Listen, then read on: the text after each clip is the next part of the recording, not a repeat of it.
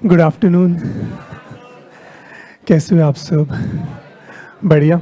चलो जी, वापस आते हैं हमारे कॉस्टिंग में। तो एक छोटा सा टॉपिक जो है हम कर रहे थे, टॉपिक का नाम क्या था? Economic order quantity. तो भाई आज ये टॉपिक कंप्लीट हो जाएगा और एक नया टॉपिक जो है अपन शुरू जो है करेंगे। तो भाई इस टॉपिक के आखिरी 2 सवाल और जो है कर लेते हैं। तो भाई एग्जाम्पल नंबर कौन सा है हमारा? Example number 8। तो लो जी, एक छोटा सा एग्जाम्पल शुरू करते हैं। Example number 8। तो भाई लिखें कंप्यूट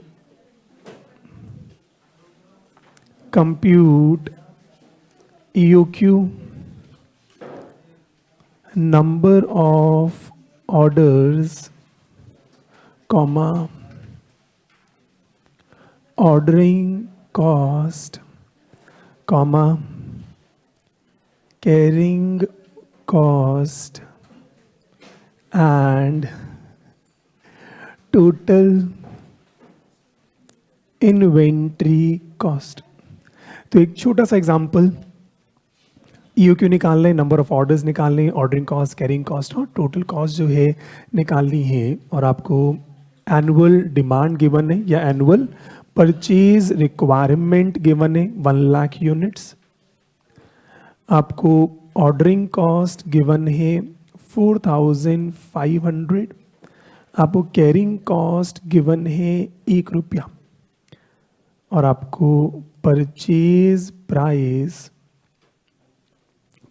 प्राइस गिवन है 2 रुपये। लो जी, क्या कहते हो, निकाल पाओगे नहीं निकाल पाओगे? सिंपल सा सवाल है। तो भाई शुरू करते हैं। EOQ फॉर्मूला याद है, भूल गए? हाँ जी, 2AO/C। बच्चे कह रहे फॉर्मूला छोड़ो सर, हम तो आंसर निकाल कर बैठे हैं। तो भाई आप सबने तो आंसर भी निकाल लिया। 2 × 1 लाख × 4500 डिवाइडेड बाय 1, कितना आंसर आ रहा है? 30,000। तो भाई आपने कहा 30,000 यूनिट जो है आ गया, सबका आ गया होगा। तो भाई EOQ निकालना बेहद आसान, हर अटेम्प्ट में 5 नंबर का सवाल आता ही आता है। आपने EOQ निकाला, अब ध्यान से बताना नेक्स्ट नंबर ऑफ ऑर्डर्स। इस सवाल में बस यही मुझे निकालना सिखाना है। तो भाई नंबर ऑफ ऑर्डर्स कैसे निकालोगे? हाँ जी, आप कह रहे हो 1 लाख डिवाइडेड बाय 30,000। ध्यान से सोच के बताना, अगर आप इसको सॉल्व करो कितना आएगा? 3.3333। तो भाई अब डिवाइड करा तो 3.3333 आ रहा है। तो आप मार्केट में ऑर्डर्स 3.333 ऑर्डर्स करोगे, या इसको आप राउंड ऑफ करोगे 3 करोगे, या इसको आप राउंड ऑफ करोगे 4 करोगे। अब आराम से सोच लें, बस इसमें इतना ही मेरे को सिखाना है।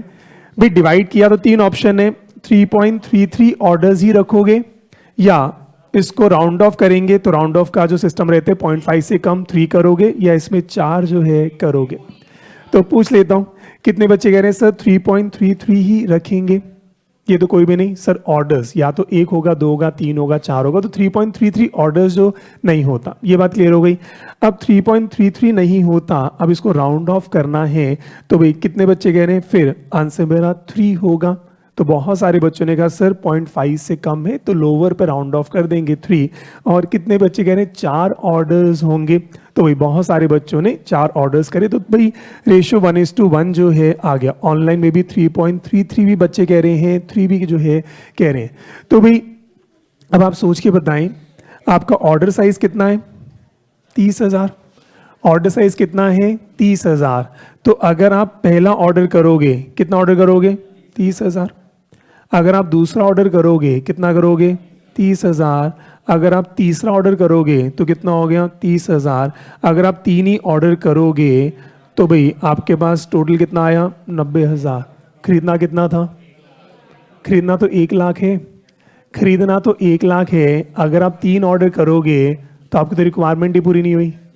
तो भाई ऑर्डर कितने करने पड़ेंगे 4, और फोर्थ ऑर्डर में कितने यूनिट डालोगे 10,000। तो भाई 3 ऑर्डर्स हमारे 30,000 के जाएंगे, लास्ट ऑर्डर कितना जाएगा 10,000 का जो है जाएगा। तो भाई यहाँ पर बात वही है कि हमें इस पे राउंड ऑफ का कंसेप्ट नहीं, भाई हम 3.33 है तो 3 ऑर्डर पर तो काम बना ही नहीं, हमें ऑर्डर कितने करने पड़ेंगे 4 ऑर्डर्स तो हमें करने ही करने जो है पड़ेंगे। इतनी बात क्लियर है।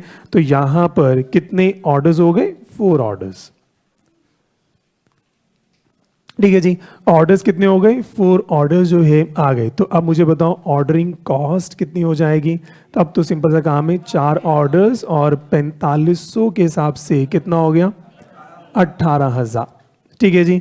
और कैरिंग कॉस्ट की बात करें तो नॉर्मली वो कह रहे हैं भी 30,000 कम ऑर्डर करते हैं on an average, divide by 2 into में कैरिंग कॉस्ट कितनी है 1 रुपया, ये कितना आ गया 15,000 जो है आपका आया। और टोटल कॉस्ट की बात करें तो भाई purchase cost plus ordering cost plus carrying cost, purchase cost हमारी कितनी आएगी 2 लाख। तो भाई परचेज कॉस्ट हमारी है 2 लाख, ऑर्डरिंग कॉस्ट हमारी है 18,000, कैरिंग कॉस्ट हमारी है 15,000। तो अब ये कितना आ गया 2,33,000। तो भाई 2,33,000 जो है ये आपका जो है आ जाएगा, ठीक है जी। और एक चीज़ और देख लें, अभी तक जितने सवाल हमने करे थे सब में ऑर्डरिंग कॉस्ट और कैरिंग कॉस्ट क्या थी सेम, पर जैसे ये ऑर्डरिंग कॉस्ट जब भी हम राउंड ऑफ करते हैं बस इस केस में ऑर्डरिंग कॉस्ट और कैरिंग कॉस्ट चेंज जो है हो जाए। तो मैं कहा था इन जनरल नॉर्मली बात करें तो अब जितने सवाल अभी तक करे थे सब में चेक करना EOQ पे जितनी ऑर्डरिंग कॉस्ट थी उतनी ही कैरिंग कॉस्ट जो है आती, पर जैसे यहाँ पर थ्योरेटिकली ऑर्डरिंग कॉस्ट ये होनी चाहिए थी, इसको अगर मल्टीप्लाई करते 4500 से ये कैरिंग कॉस्ट के बराबर जो है आ जाता। पर रियल लाइफ में हम 3.33 ऑर्डर्स नहीं करते, हम या तो 3 ऑर्डर्स करेंगे या 4 ऑर्डर्स करेंगे। इस केस में ऑर्डरिंग कॉस्ट और कैरिंग कॉस्ट क्या होती है चेंज जो है हो जाती है। कंफर्टेबल है यहाँ तक, अच्छे से बात समझ आती है, ठीक है जी। और आगे बढ़े, चलो जी। उसके बाद कल हमने एक डायग्राम सीखा था, उसको अब ध्यान से जो है समझते हैं। तो भाई कल एक डायग्राम अपन ने सीखा था, उस पर भी आ जाए। तो भाई डायग्राम में यहाँ पे क्या था ऑर्डर साइज, उसके बाद मैंने एक पॉइंट से शुरू किया, मैंने इसको नीचे जो है ले गया और नीचे बस कट नहीं करते हैं, ये पैरेलल जो है जाता है।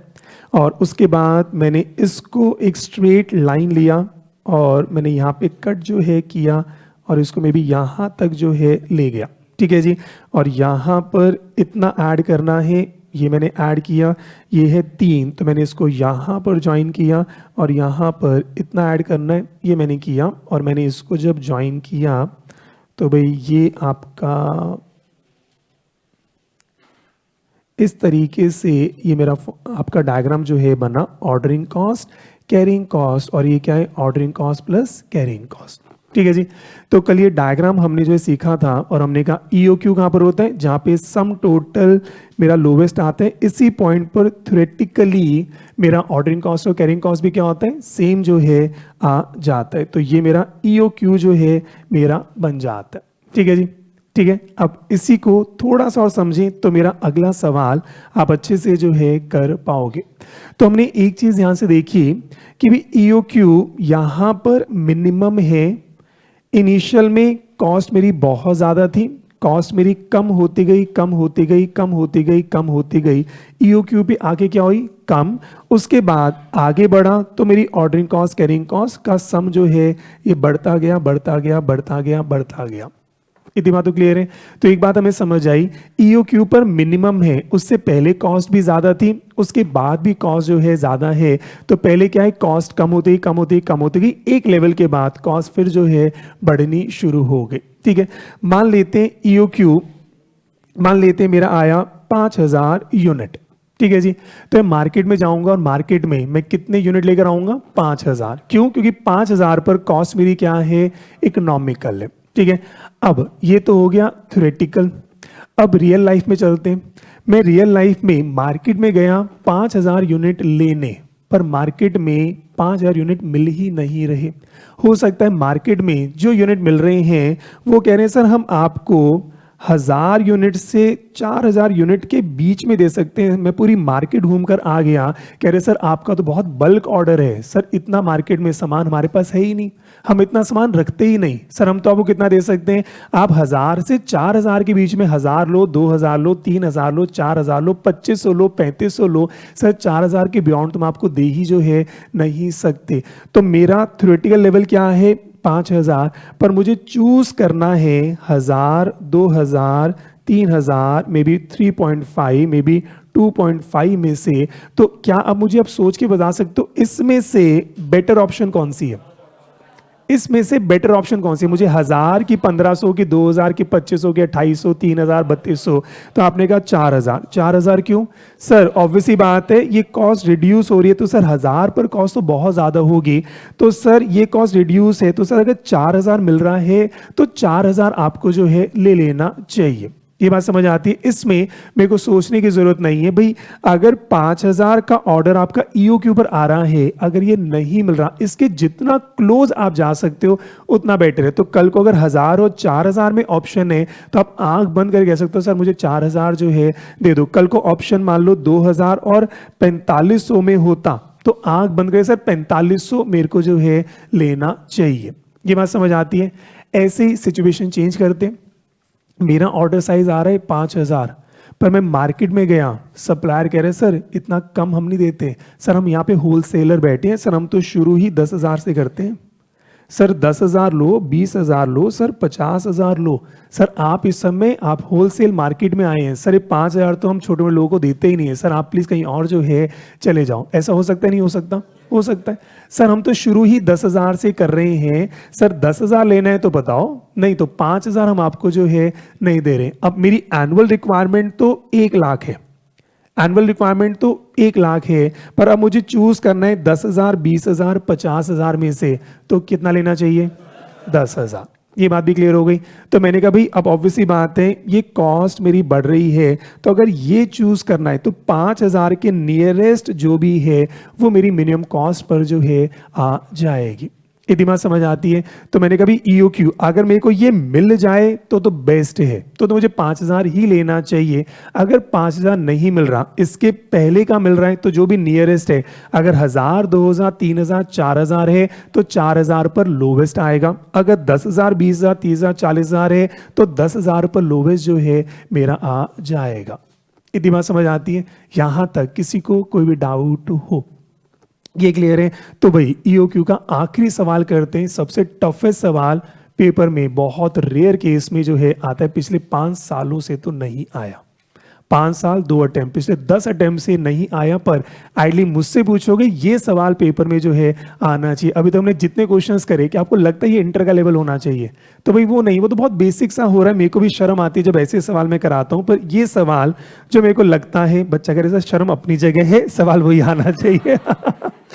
सबकी आंखें ऐसे हो रही थी सर देखो शर्म अपनी जगह है, सर अगर पेपर मुश्किल सवाल आ गया फेल हो गए तो घर पे शर्म अलग हो जाएगी। तो सर देखिए ठीक है, क्लास में आप अच्छे सवाल कराओ, पेपर में इजी जो है आना चाहिए। ठीक है, पेपर का लेवल भी दिखा दूंगा। पेपर का लेवल तो लिटरली कुछ भी नहीं है, मतलब कुछ भी लेवल नहीं है, पर हाँ मैं हमेशा दुआ करता हूँ कि पेपर में ये सवाल आना चाहिए। सर आप दुआ देना बंद करो। ओके, केस बी, तो लो जी चेक करें, परचेज केस ई क्या था? हे Ram, once upon a time EOQ शुरू करा था और उसमें मैंने 2 केसेस कराए थे। केस ए कौन सा था? When purchase cost is constant irrespective of price. और अब case B once upon a time, long time back. चलो इससे पता चलता है कि आप घर पे रिवाइज नहीं कर रहे हो, बहुत बढ़िया। चलो, purchase price depends on quantity ordered. लो जी, एक सवाल जो आइडली आपसे पूछना चाहिए और ये रियलिस्टिक सवाल जो है मैं आपको दे रहा हूं। Purchase price depends upon quantity ordered. अब जितने ज़्यादा क्वांटिटी ऑर्डर करोगे तो आपको बल्क डिस्काउंट भी जो है मिलेगा। और होता यही है भाई, छोटी सी बात है, आप कुछ ही मार्केट में लेने जाते हैं, अगर आटा भी लेने जा रहे हो 1 kg का प्राइस, 2 kg का प्राइस, 5 kg, 10 kg, 20 kg, सबका प्राइस अलग होता है। तो इसलिए मेरा मानना वही है कि भी केस बी पेपर में जो है आना चाहिए, तो वो ज़्यादा रियलिस्टिक है। पर पता नहीं आईसीआई को लगता है ये तो बहुत मुश्किल लेवल जो है हो गया, कहाँ इंटर का बच्चा करेगा। तो भाई ऐसा आईसीआई को लगता है, मेरे को ऐसा दूर तक भी जो है नहीं लगता, और मेरे को उम्मीद है आपको भी ये इजी ही जो है लगेगा। तो लिख लो EOQ will be that quantity, EOQ will be that quantity which results in least sum total of purchase cost, ordering cost and carrying cost। Case a जब शुरू किया था हमने कहा परचेज प्राइस कांस्टेंट है, तो हमने कहा फिर उसको ऐड करने की जरूरत नहीं, सिर्फ ऑर्डरिंग और कैरिंग कॉस्ट का सम टोटल करके देख लेते हैं। पर अगर परचेज प्राइस में ही फर्क आ रहा है तो मुझे तीनों को ही सम टोटल जो है करना पड़ेगा। लो जी, और सबसे मेरा फेवरेट सवाल एग्जाम्पल नंबर 10, अच्छा एग्जाम्पल नंबर 9। हाँ, ये आपको याद है एग्जाम्पल नंबर पर, ये भूल गए थे केस कौन सा चल रहा है, बहुत ही बढ़िया। चलो तो एग्जाम्पल नंबर 9, तो भाई अब ध्यान से देखो, एनुअल रिक्वायरमेंट मैंने आपको दी 10,000 यूनिट्स, एनुअल रिक्वायरमेंट है 10,000 यूनिट, ऑर्डरिंग कॉस्ट मैं आपको दे रहा हूँ 500, और मज़ा तब आता है जब कैरिंग कॉस्ट मैं आपको दे रहा हूँ 40%, 40% of average inventory, 40% of purchase price, और जैसे ही डिस्काउंट भी मिलेगा कैरिंग कॉस्ट भी जो है बदल जाएगी। ठीक है जी। और अब ध्यान से चेक करें, अब आप मार्केट में गए और मार्केट में आपने प्राइस पूछना शुरू किया, प्राइस पर यूनिट। तो भाई आप मार्केट में गए और मार्केट में आपने प्राइस पूछना शुरू किया, तो उन्होंने कहा देखो भाई, अगर आपका ऑर्डर साइज है अप टू 1500 यूनिट्स, अगर आप 100, 200, 300, 400, 1000, 1500 तक लेते हो तो देखो भाई 10 रुपए का प्राइस पड़ेगा। पर अगर आप 1500 से ज्यादा लेते हो, 1501 से लेके 1650 यूनिट तक लेते हो, तो चलो हम आपको डिस्काउंट दे देंगे 10%, मतलब 9 रुपए पे हम आपको जो है सामान देने को तैयार हैं। अगर आप थोड़ा सा और बढ़ा दो, 1651 से 1800 यूनिट्स, अगर आप इस रेंज में लेते हो तो चलो हम आपको 8 रुपए का प्राइस जो है कर सकते हैं। अगर आप 1801 से 1900 के बीच की अगर आपका ऑर्डर साइज रहता है, चलो हम आपको और डिस्काउंट दे देते हैं, 7 रुपए का हम आपको जो है दे देंगे। सर अगर 1901 से 2000 यूनिट के बीच में लेते हो, 1901, 1950, आप 1980, 2000 तक लेते हो, हम आपको और अच्छा डिस्काउंट दे देंगे, 6 रुपए जो है दे देंगे। अगर आप 2001 से 2499, आप 2001 लो, 2100, 2200, 2300, 2400, 2499 तक भी ले लो, हम आपको 50% डिस्काउंट देंगे। वैसे 10 रुपए का प्राइस है, हम आपको 5 रुपए जो है ऑफर कर देंगे। पर आपका वही बात है, आप 2499 का अगर लेते हो, 100-200 लेते हो, हम 10 रुपए, पर अगर आप 2300, 2400 एक साथ बल्क ऑर्डर करते हो, 50% डिस्काउंट देने को तैयार है। अगर आप 2500 से 4999 यूनिट्स तक लेते हो, 2500, 2600, 2700, 3000, 3500, 4000, 4500, इतना बड़ा ऑर्डर करोगे तो चलो हम आपको और डिस्काउंट दे देंगे, 4 रुपये 80 पैसे, और बस 5000 एंड अबव। और सर अगर आप 5000 या उससे अबव जाओगे तो सर लोवेस्ट प्राइस हमारा है 4.70। सर उसके बियॉन्ड तो नहीं जा सकते। अगर आप पूरे 10,000 यूनिट लेते हो तो भाई आपको मिनिमम 4 रुपये 70 पैसे का प्राइस जो है पड़ जाएगा। कंफर्टेबल है। तो ये मेरा मानना है एक रियलिस्टिक, मैंने आपको एक एग्जांपल जो है दिया है कि मार्केट में बल्क डिस्काउंट आपको मिलता है। 1 kg आटा लोगे 10 रुपये, 2 kg लोगे तो आपको पर केजी में भी 9 रुपये मिल जाएगा, 5 kg का लोगे तो इतना मिलता है, 10 kg 20 kg 100 kg जितना आपको लेना है वो आप करें। और सवाल वही है, कंप्यूट EOQ। हाँ जी, कंप्यूट EOQ। तो भाई छोटा सा सवाल, आपको क्या निकालना है अब, ऑर्डर साइज क्या होना चाहिए। तो भाई शुरू करें। तो भाई मैंने थोड़ा सवाल बड़ा आपको दिया कि मैं आपको 3 या 2 सिखा दूंगा, आगे आपकी प्रैक्टिस जो है हो जाएगी। तो लो जी शुरू करते हैं, मेरा फेवरेट सवाल, और लिखें statement showing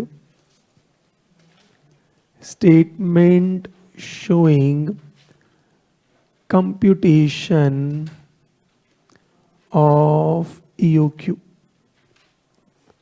Statement showing computation of EOQ। हाँ जी, तो भाई अब टेबल में पहला हमने लिखा प्राइस, 10 रुपये, 9 रुपये, 8 रुपये, 7 रुपये, 6 रुपये प्राइस। इस प्राइस पर ऑर्डर साइज क्या होना चाहिए, इस प्राइस पर ऑर्डर साइज क्या होना चाहिए, इस प्राइस पर फिर मेरा नंबर ऑफ ऑर्डर्स कितने होंगे, इस प्राइस पर नंबर ऑफ ऑर्डर्स मेरे कितने होंगे। और उसके बाद 3 चीजें मुझे निकालनी है, परचेज कॉस्ट, फिर मुझे क्या निकालना है, ऑर्डरिंग कॉस्ट, फिर मुझे निकालना है कैरिंग कॉस्ट, और फिर मुझे निकालना है टोटल कॉस्ट। और जनरली अनबायस्ड होकर सोचेंगे तो ये सवाल आप खुद भी अप्रिशिएट करोगे, पेपर में इंटर लेवल पे ये सवाल ऐसे पूछे तो लगेगा कि हाँ इंटर का पेपर जो है हम दे रहे हैं। हाँ अगर आप बायस्ड हो जाओगे तो कहोगे सर नहीं पहले वाले सवाल ही अच्छे थे। लो जी अब इस बात को चेक करें, अब ध्यान से आप चेक करो क्या मेरा ऑर्डर साइज होना चाहिए, किस लेवल पर अपन को जो है जाना चाहिए। तो भाई अब यहां से देखो, पहला प्राइस मेरा क्या है 10 रुपये। तो मैंने शुरू किया, मैंने कहा अगर 10 रुपये का प्राइस है तो 10 रुपये के प्राइस पर बेस्ट मेरा ऑर्डर साइज क्या होगा। तो अब ध्यान से देखो, अब काम मेरा वही है, EOQ निकालना है। तो मैंने क्या लिखा 2, और ये सारा काम अब कैलकुलेटर पर होगा, 2 इंटू में A इंटू में O डिवाइडेड बाय 40% ऑफ 10। तो भाई आराम से चेक करो, 2 इंटू में A इंटू में O डिवाइडेड बाय 40% और 10 अंडर रूट किया, कितना आ रहा है 1581, 0.13 राउंड ऑफ कर देना, 1581। इतनी बात क्लियर है। इस बात को समझो, 10 रुपये पर अगर मैं 1581 यूनिट्स लेता हूं तो मेरी कॉस्ट क्या होगी, इकोनॉमिकल। तो भाई अगर अब ध्यान से देखो, मैं इस डायग्राम पर ही आऊं, अगर मैं इस डायग्राम पर आऊं तो मेरा EOQ किस पर आ रहा है 1581, 1581 पर मेरा EOQ है। पर इस बैंड 10 रुपए का प्राइस कब है, रेंज इतनी है 1500 तक ही जाना है, और हमें का इसका मतलब 0 से 1500 तक जाना है। मेरा EOQ आ रहा है 1581, वो तो मैं चूज ही नहीं कर सकता, मेरे को चूज करना है 0 से 1500 के बीच में। तो बताओ क्या चूज करूंगा, 1500। ये बात समझ आ गई। तो मैंने कहा यहां मुझे चूज करना चाहिए 1500। ऑर्डर साइज कितना आया 1500। अब ध्यान से मुझे बताओ नंबर ऑफ ऑर्डर्स, मेरा एनुअल डिमांड कितनी है 10,000, 10,000 डिवाइड बाय 1500 कितना आ रहा है 6.67। ऑर्डर कितने करूंगा 7। ये बात भी क्लियर हुई। मैंने कहा ये सवाल एक ऐसा है जिसमें सारे कंसेप्ट अपने आप जो है आ जाते हैं। और अब अगर 1500 के ऑर्डर करता हूं तो परचेज कॉस्ट कितनी आएगी, परचेज कॉस्ट मैंने कहा 10,000 इंटू में 10 रुपए, 10,000 इंटू में 10 रुपए लिखना चाहो लिख लेना। 10,000 और ये 10 रुपए का प्राइस है, कितना हो गया 1 लाख। ऑर्डरिंग कॉस्ट मुझे बताओ, ऑर्डरिंग कॉस्ट हमारी कितनी है 500 रुपए के हिसाब से, ये कितना हो गया 3500, ठीक है जी।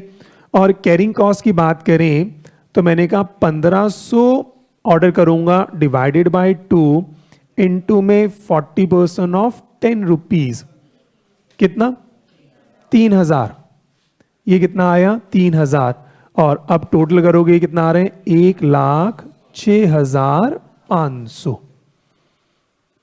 क्या ये बात क्लियर है? क्या ये बात अच्छे से क्लियर है? ऐसे ही अब नेक्स्ट आओ, नेक्स्ट प्राइस कितना है 9 रुपए। अब ध्यान से बताओ 9 रुपए पर अपन चले, अब सेम काम कैलकुलेटर पर होगा, बस यहां पर अब 10 रुपए की जगह क्या आएगा 9 रुपए। तो भाई अब 10 रुपए की जगह क्या करना है 9 रुपए, कितना आ रहा है 1666.66, मतलब 1667 जो है हो गया।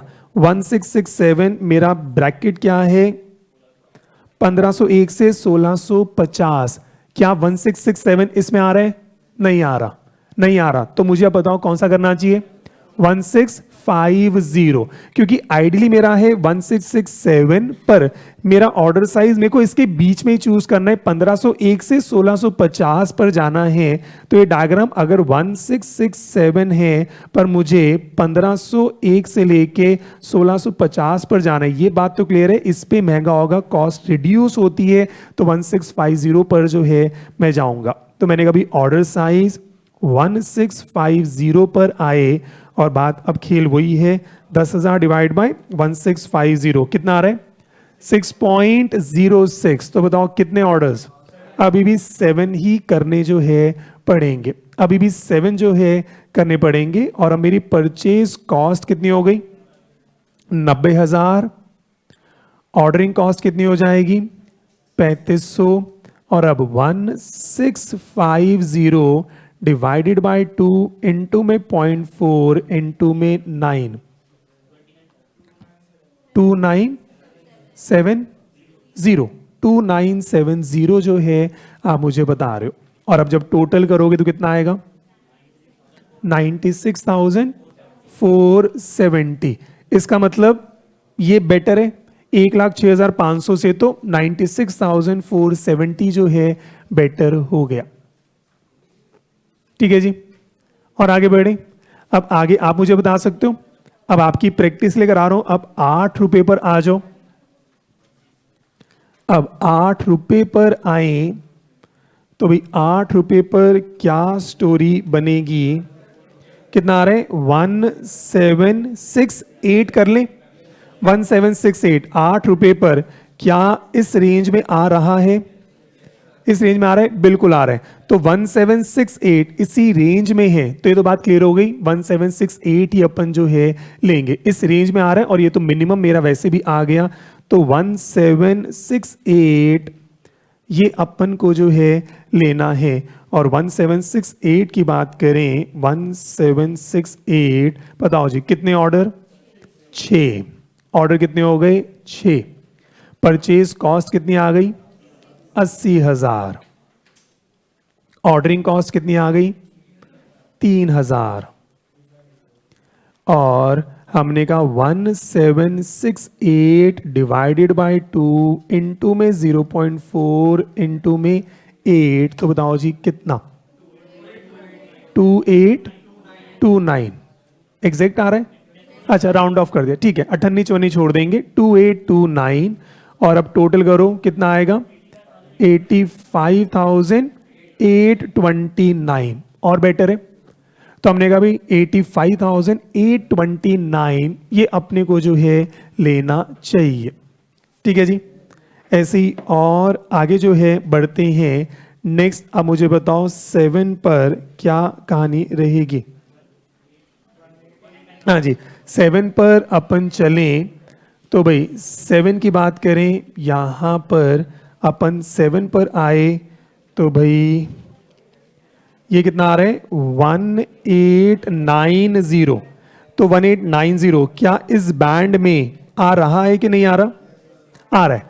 तो इस बैंड में ये भी आ रहा है 1890, यही ऑर्डर जो है करना चाहिए। तो हमने कहा भाई बिल्कुल सही है 1890, और आपने कहा 10,000 डिवाइड बाय 1890। तो भाई बताओ जी कितने ऑर्डर्स? 6।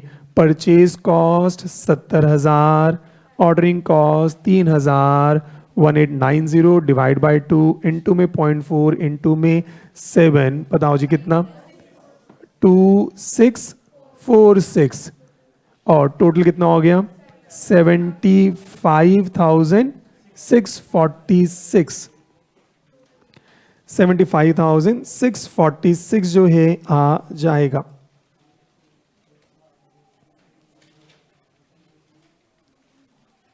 हाँ जी, और आगे बढ़े। तो भाई ऐसे ही और आगे बढ़े। नेक्स्ट प्राइस मेरा कौन सा आ रहा है? 6 रुपये। हाँ जी, तो भाई नेक्स्ट प्राइस मेरा आया 6 रुपये। सारा काम कैलकुलेटर पर किया, 6 रुपये पर अपन आए। तो भाई ये मेरा कितना आ रहा है? 2041।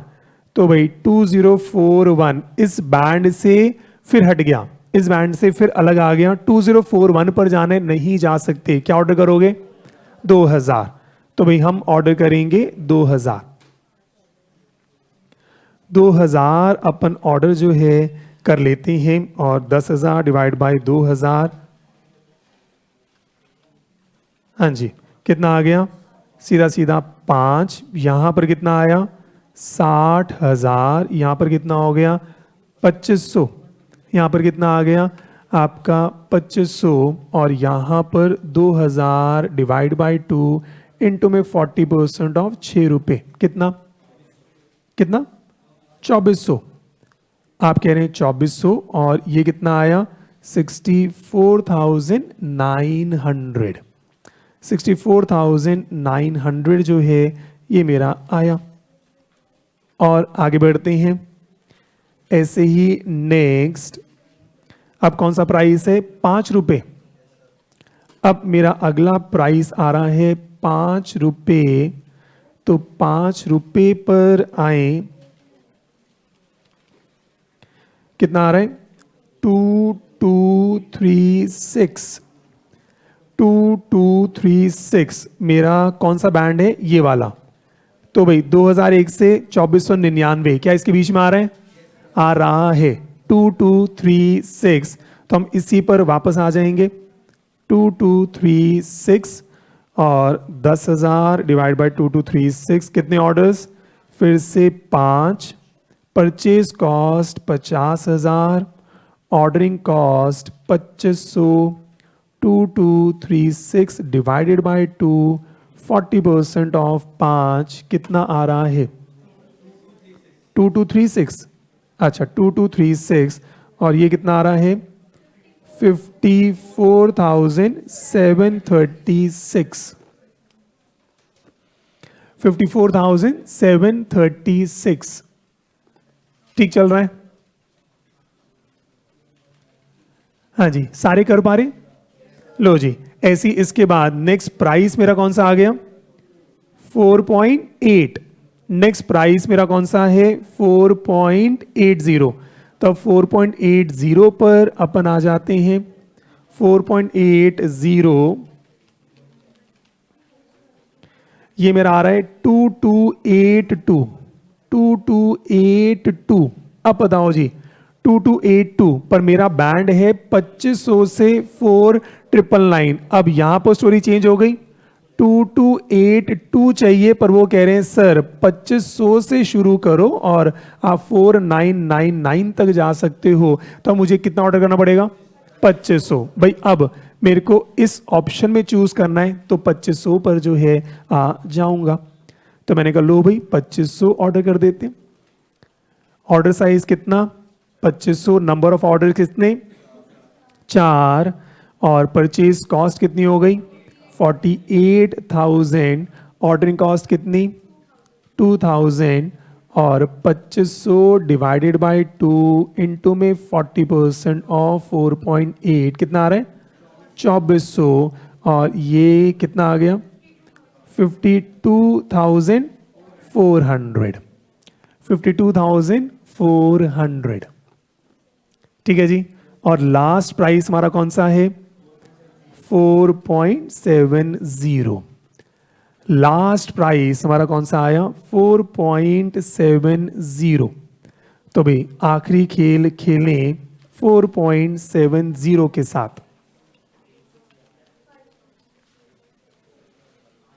हाँ जी 4.7 पर EOQ कितना आ रहा है 2306 पर मेरा 5000 से 10,000 तक जाना है तो कितना लोगे 5000। आप कह रहे हो सर 5000 जो है अपन लेंगे और ऑर्डर कितने हो जाएंगे 2 परचेज कॉस्ट कितनी हो गई 47,000 2 ऑर्डर भी कितना 1000 और 5000 डिवाइडेड बाय 2 40% ऑफ 4.7 कितना 4700 तो ये आपका कितना हो गया 52,700 तो ये आपका जो है आ गया। कंफर्टेबल है तो लो जी अब चेक करके बताएं लोवेस्ट कॉस्ट किस पर आ रही है ये कम है कम है कम है कम है कम है ये लोवेस्ट कॉस्ट मेरी जो है आई तो मेरा EOQ कितना हो गया 2500 जो है आ जाएगा। तो भाई इकोनॉमिक ऑर्डर क्वांटिटी ये कितना है 2500 यूनिट्स। हाँ जी क्या कहते हो ये पेपर में आना चाहिए नहीं आना चाहिए मेरा मानना है ये आइडियली पेपर में जो है आना चाहिए। मैं इस सवाल के फेवर में हूं पिछले 5 साल से नहीं आया 10 अटेम्प्ट से।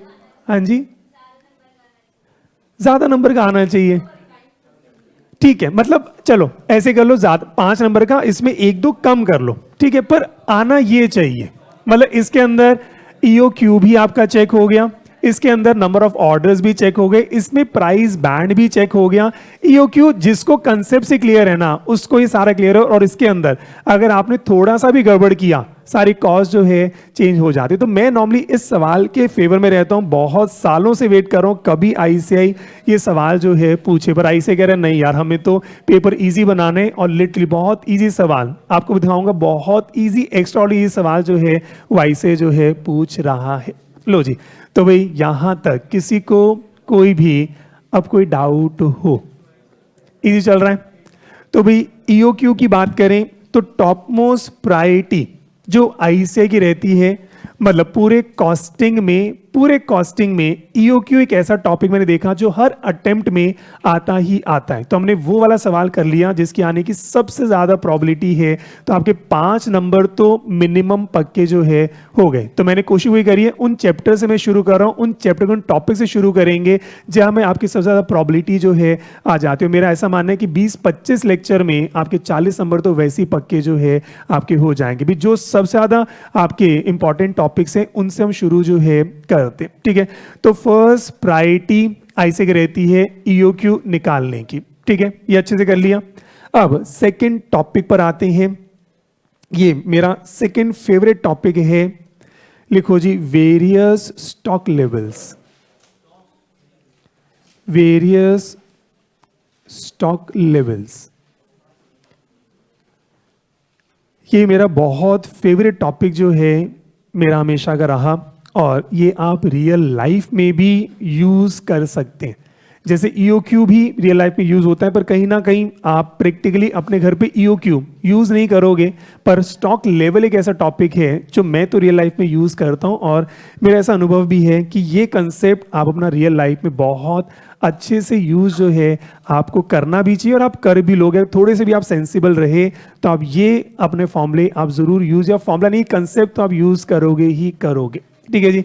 तो भाई पूरा ध्यान बोर्ड पर रखना EOQ आने की सबसे ज्यादा प्रोबेबिलिटी EOQ अगर नहीं आया तो नेक्स्ट प्रोबेबिलिटी होती है स्टॉक लेवल्स की 5 नंबर की, और कई बार पेपर में ये दोनों ही आ जाते हैं, 5 और 5 10 नंबर जो है बन जाते हैं। तो फर्स्ट प्रायोरिटी ईओक्यू की रहती है 5 नंबर। अगर वो नहीं आया, कुछ अटेम्प्ट ऐसे भी हुए वो नहीं आया, तो सेकंड प्रायोरिटी पक्का है स्टॉक लेवल्स आएगा ही आएगा। और कई बार ऐसा हुआ दोनों ही सवाल 5-5 नंबर के या कंबाइंड 10 नंबर का सवाल जो है पेपर में आया है। ठीक है जी, तो वेरियस स्टॉक लेवल्स आज हमें सीखना है, और ये फिर से है, अगर कंसेप्ट समझ आएगा ये सारे फॉर्मूले आप बहुत तरीके से जो है आप बना लोगे। जिसमें पहला टॉपिक हमें पढ़ना है, टॉपिक का नाम है reorder level.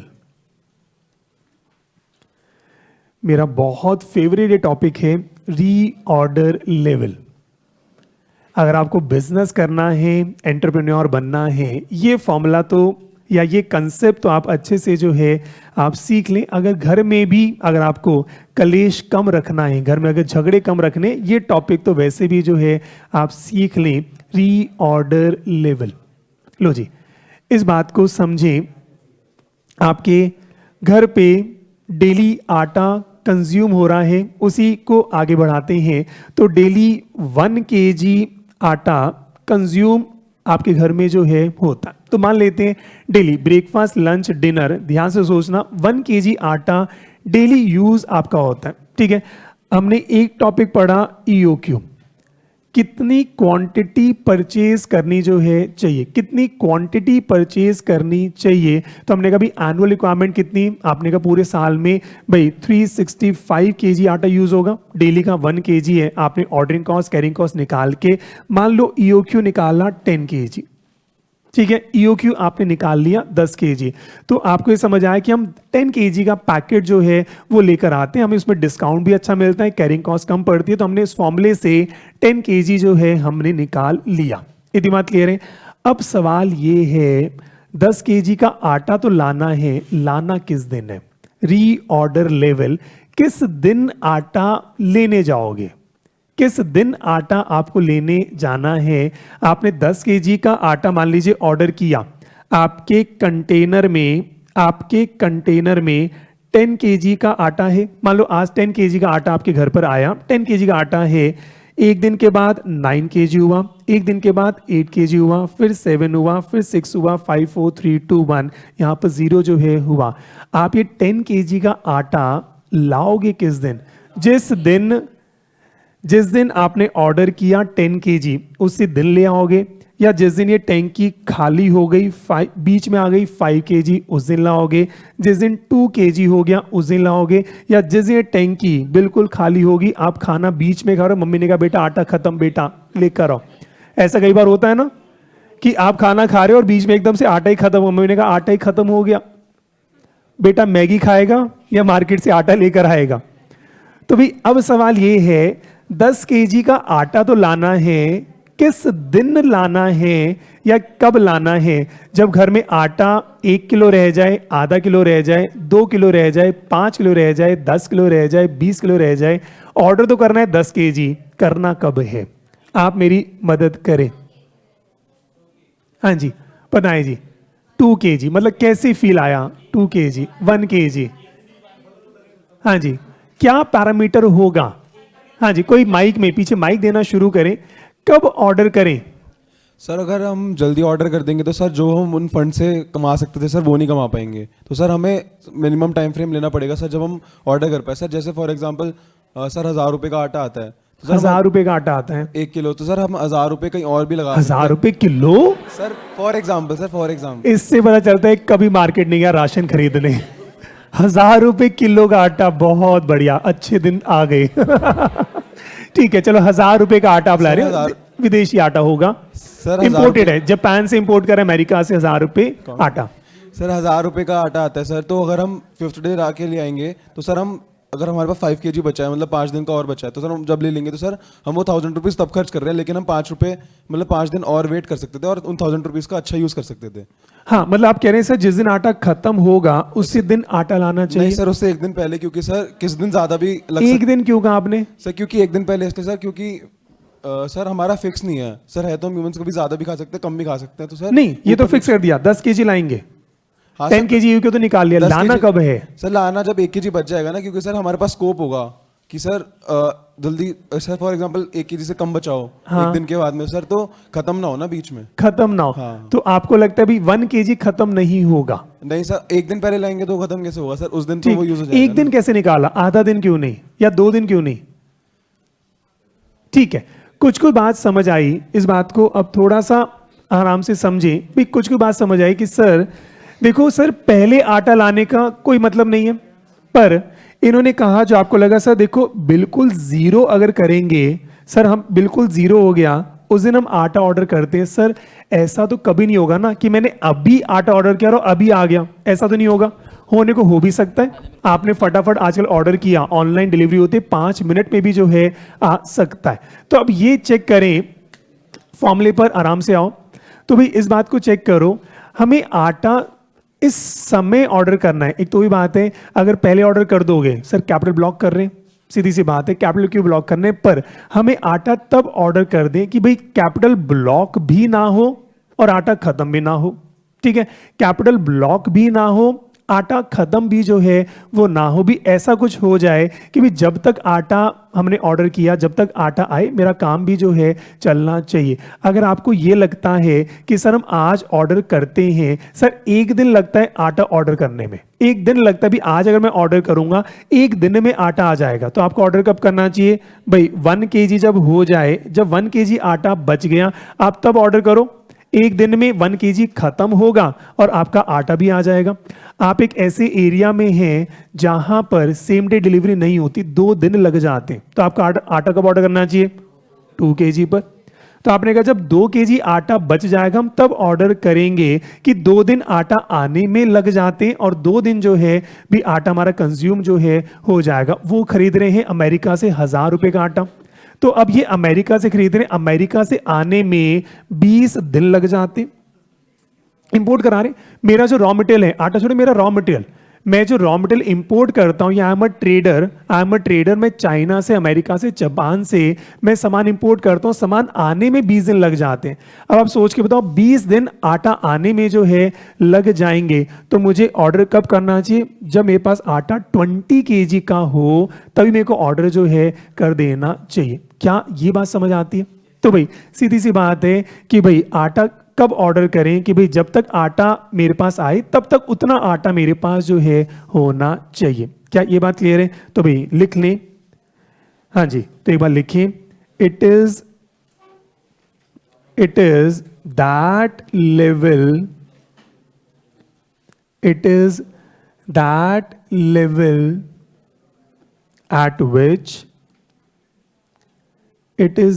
level at which material should be ordered,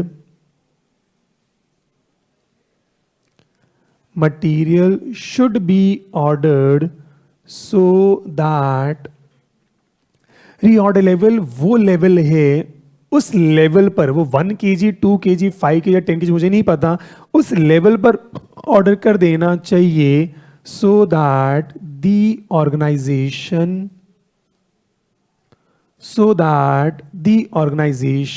has sufficient quantity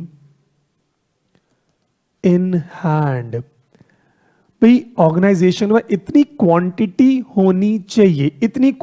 होनी चाहिए, so as to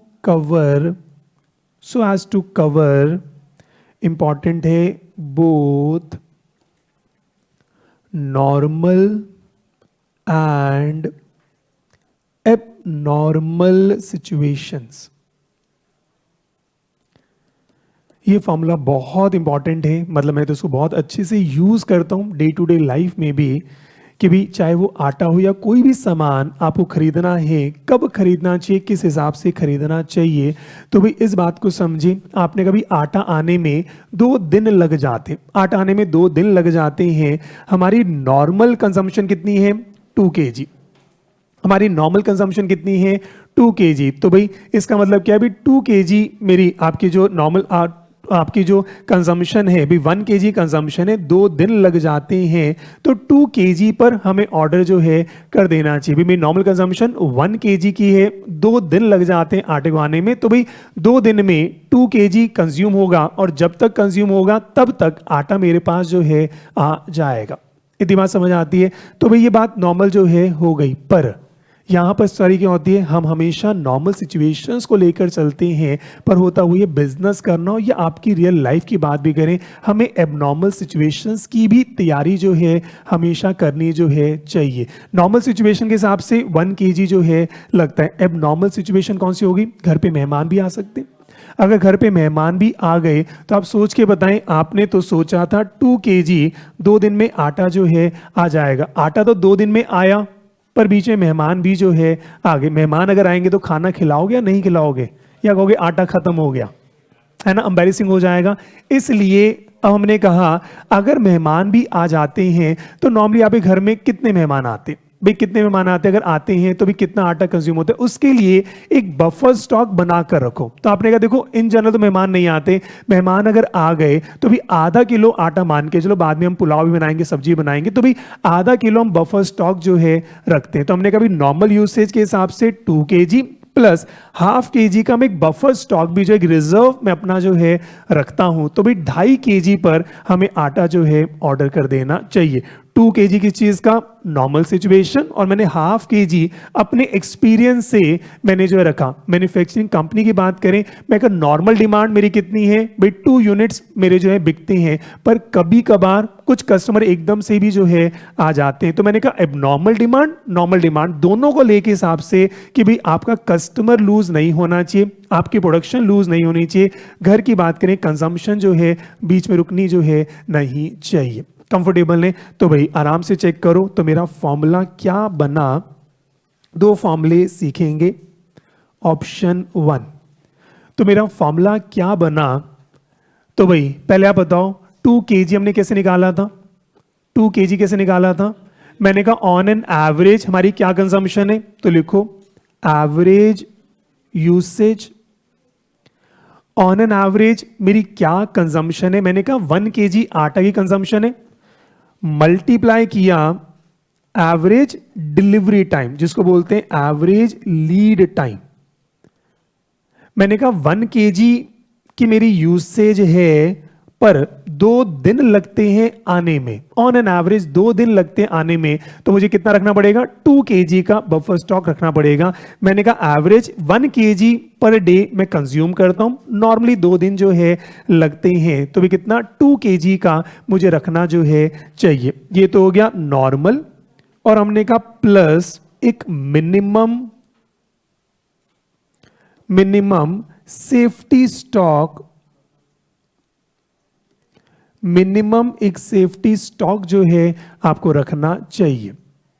safety stock दोनों बातें हो सकती हैं भाई, अगर मेहमान आ गए तो शायद 1.5 kg लग जाएगा, या कभी कभार हो सकता है 2 की जगह 3 दिन हो जाए, तो जो भी आपको लगे भाई। कई बार हो सकता है 2 की जगह 3 दिन लगे, बीच में कोई आपका छुट्टी आ गई, कोई गेजेटेड हॉलीडे हो गया, तो भी आपको जो भी मिनिमम स्टॉक रखना है ½ kg 1 kg वो अलग से रखा फॉर एबनॉर्मल सिचुएशन। बाकी के हिसाब से आप काम जो है कर सकते हो। तो हमने कहा नॉर्मली 1 kg लगता है, 2 दिन लगते हैं, उसका हमने लगाया, और अलग से अपने एक्सपीरियंस से मैं जितना भी रखना चाहूं मैं रख सकता हूं। इस केस में क्या हुआ? नॉर्मल सिचुएशन भी मैंने रख ली, अब नॉर्मल सिचुएशन का ही मैंने हाथ दिया, और मेरी कैपिटल मिनिमम मैंने जो है यूज करी। तो मैंने मिनिमम कैपिटल एम्प्लॉय जो है किया। क्वालिटी कहीं कॉम्प्रोमाइज नहीं करा, कहीं पर मेरी प्रोडक्शन कॉम्प्रोमाइज नहीं हो रही, कहीं पर डिमांड कॉम्प्रोमाइज नहीं, कहीं पर कंजम्पशन कॉम्प्रोमाइज नहीं है, पर मेरी कैपिटल मैंने कम से कम ब्लॉक जो है इसमें करी है। मैंने कोई भी एक्स्ट्रा जो है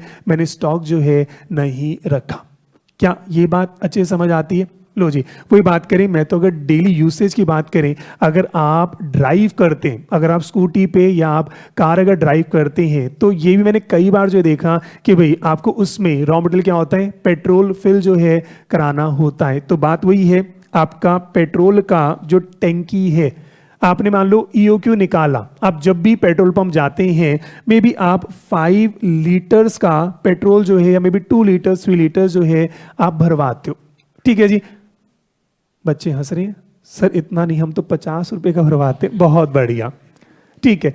तो भाई मान लेते हैं आप 5 लीटर्स या 2 लीटर्स का पेट्रोल जो है आप भरवाते। सवाल मेरा वही है, आपने कहा 5 लीटर्स का पेट्रोल भरवाते, भरवाना कब चाहिए? मान लो टैंकी, गाड़ी की शायद 20-25 लीटर की टैंकी होती है, तो भाई आपकी गाड़ी मान लो फुल है, टैंकी फुल है, और जैसे ही 5 लीटर्स आपका खत्म हुआ, आप उसी समय आपको भरवाना चाहिए, या जब टैंकी आधी हो गई उस समय आपको भरवाना चाहिए, या टैंकी आधी से भी कम हो गई तब भरवाना चाहिए? आप कह रहे हैं सर एक और लेवल होता है नीचे। हाँ, अब बच्चे हंस रहे, नीचे एक रेड कलर की स्ट्रिप भी होती है। हाँ, अब एक अपना बना रहे हैं सर, अब आप समझ पा रहे हो। सर ये तो हमने कभी देखा ही नहीं, सर ये हम नहीं देखते। नीचे एक ना एक लेवल होता है रेड कलर का जो है ना, मतलब एक, और ये लेवल अगर बताऊं तो उसके ऊपर जो है ना एक और लेवल होता है। एक लेवल ऐसे होता है, this is a minimum level, उसके नीचे आता है जिसको आज पढ़ना है डेंजर लेवल। तो आप टैंकी कब भरवाओगे? जब बिल्कुल यहां पर आ गया। आपने कहा नहीं आप टैंकी भरवाते हो सर उसके नीचे जब यहां पर आ गया तब भरवाते। कुछ बच्चे कह रहे हैं सर नहीं सर, हमारा एक्सपीरियंस है इसके बाद भी हमारी स्कूटी 15-20 किलोमीटर चलती है, उसके बाद भी हम सर यहां पर आके भी भरवाते हैं। कुछ बच्चे कह रहे नहीं सर, जब टैंकी खत्म हो जाती, जब स्कूटी साइड में खड़ी करनी पड़ती है, तब उसको धक्का दे दे के पेट्रोल पंप जाते, तब हम 50 रुपए का पेट्रोल जो है भरवाते। तो भाई अगली बात वही है, 5 लीटर पेट्रोल भरवाना है, भरवाना कब है?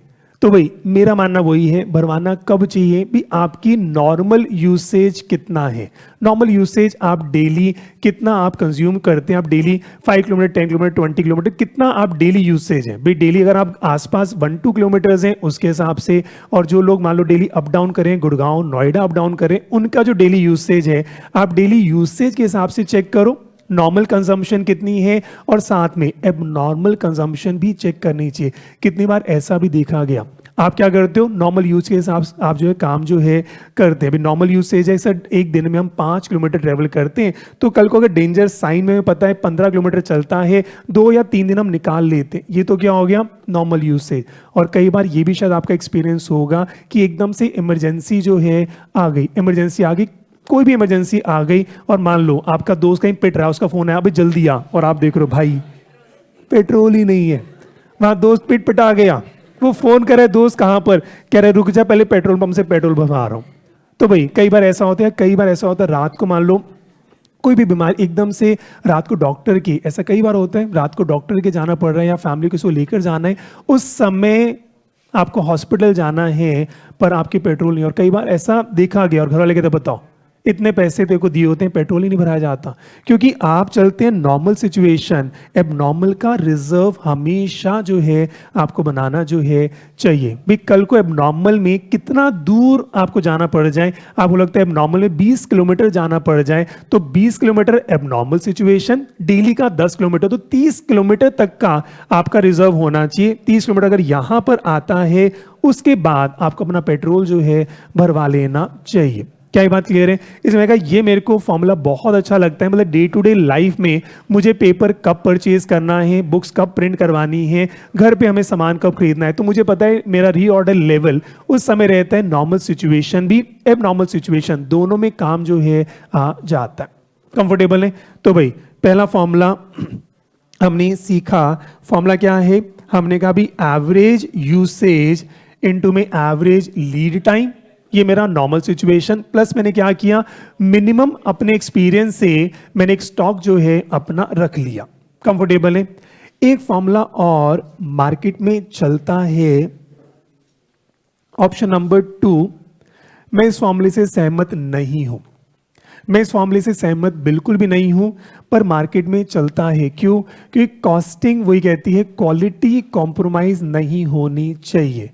तो अगर आप क्वालिटी को बिल्कुल कॉम्प्रोमाइज नहीं करना चाहते, उस केस में आप सेकंड फॉर्मूले पर जो है जाओगे, पर इसमें कैपिटल ब्लॉक आपकी बहुत ज्यादा जो है हो जाए, कैपिटल ब्लॉक अननेसेसरी बहुत ज्यादा जो है होती है। ऑप्शन 2 क्या कहता है कि आप बिल्कुल एक्सट्रीम सिचुएशन में जाओ, बिल्कुल एक्सट्रीम सिचुएशन में आपने कहा ये तो है एवरेज यूसेज, हमने कहा एवरेज छोड़ो, आप बताओ मैक्सिमम यूसेज आपकी कितनी हो सकती है। सेकंड फॉर्मूला कह रहे मैक्सिमम यूसेज, हमने कल को वर्स टू वर्स आपके घर में कितने मेहमान आ सकते हैं, या मैं अपनी फैक्ट्री बात करूं वर्स टू वर्स कितनी डिमांड एकदम से जो है बढ़ सकती है, कितनी प्रोडक्शन आपको मैक्सिमम करनी जो है पड़ सकती है, उतनी तैयारी करके चलो। ऐसा ना हो कि घर में मेहमान आए और आप ब्रेकफास्ट करा दिया, लंच करा, डिनर तक आपने जो है कहा अतिथि तुम कब जाओगे, तो भाई ये सिचुएशन जो है ना आ जाए। तो उन्होंने कहा वर्स टू वर्स सिचुएशन ले लो कि मैक्सिमम यूसेज कितना हो जाएगा और मल्टीप्लाई करो किससे, मैक्सिमम लीड टाइम। नॉर्मली 2 दिन में आटा आता है, कल को संडे हो गया, पब्लिक हॉलिडे हो गया, कर्फ्यू लग गया, कुछ भी हो गया, आपका कोविड आ गया, लॉकडाउन हो गया, कह रहे मैक्सिमम लीड टाइम कितना जो है हो सकता है, आप सारा ही लेकर चलो। कह रहे हैं अगर ये फॉर्मूला बनाओगे तो अब जो लेवल आएगा, आप इतना एक्सट्रीम चले गए इस केस में, तो कभी भी आपका कस्टमर जा नहीं सकता, कभी भी आप स्टॉक आउट नहीं हो सकते, कभी भी ऐसा कोई सिचुएशन ही नहीं आएगी कि आपका सामान खत्म जो है हो जाए। क्या ये बात क्लियर है? पर मैं पर्सनली स्पीकिंग इसके फेवर में नहीं हूं। क्यों? आपने इतना एक्सट्रीम सोच लिया है, इतना एक्सट्रीम नहीं होता। इसलिए मेरा मानना क्या है, आप नॉर्मल सिचुएशन लें और एक्सट्रीम का अपने एक्सपीरियंस से एक रिजर्व जो है बनाकर चलो। मैं रियल लाइफ में इसको ज्यादा फेवर करता हूं, पर ऑब्वियसली पेपर में तो दोनों फॉर्मूले से कोई भी आपका आंसर जो है पूछ सकते हैं। तो अगर आपको मिनिमम स्टॉक गिवन होगा पेपर में तो फर्स्ट फॉर्मूला लगाना, और अगर मिनिमम स्टॉक गिवन नहीं है, आपको मैक्सिमम गिवन है, उस फॉर्मूले से आंसर जो है निकालना। अच्छा, दोनों से आंसर सेम आएगा अलग आएगा? अलग आएगा, इसलिए नीचे लिख लो आंसर फ्रॉम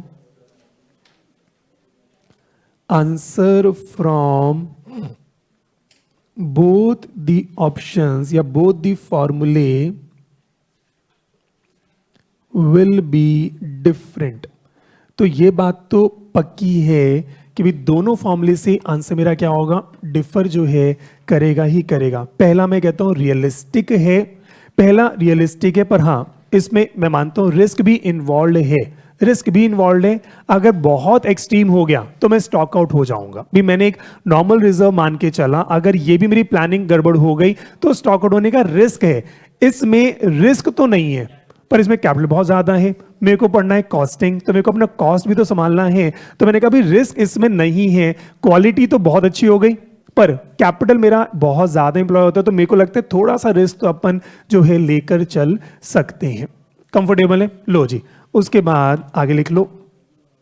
हाँ जी, उसके बाद आगे लिख लें, कह रहे हैं लीड टाइम, या लिख देते हैं रीऑर्डर पीरियड या डिलीवरी पीरियड।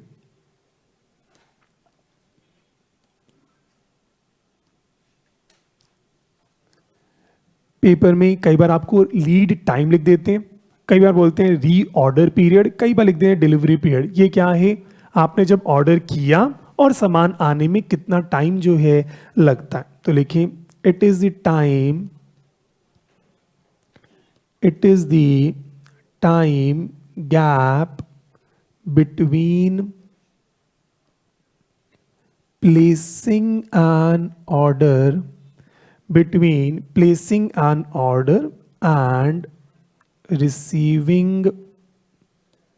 the material। ठीक है जी, तो भाई आपने ऑर्डर कब प्लेस करा और कितने टाइम में सामान जो है आ रहा है, उसको आप लीड टाइम भी कह सकते हैं, डिलीवरी टाइम कह सकते हैं, री ऑर्डर पीरियड जो है आप कह सकते हैं। ठीक है जी।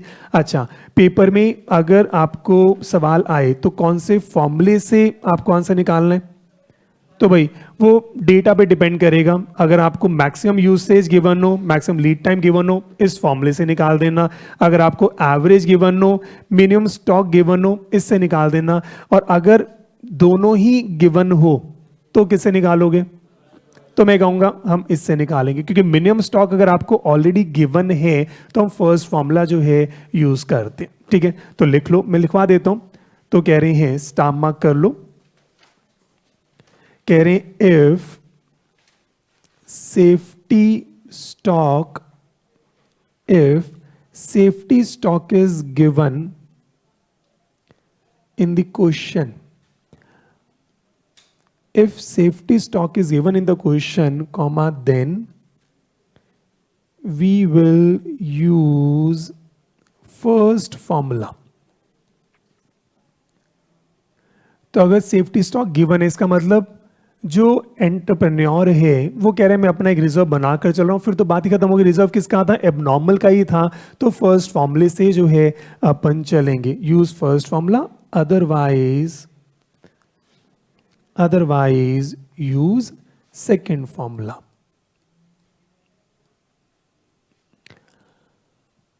Otherwise use second formula. Comfortable है? लो जी, थोड़ा सा और आगे जो है बढ़ते हैं। तो भाई अब आए मेरे सेकेंड फॉर्मूले पर। ये बड़ा मस्त फॉर्मूला है,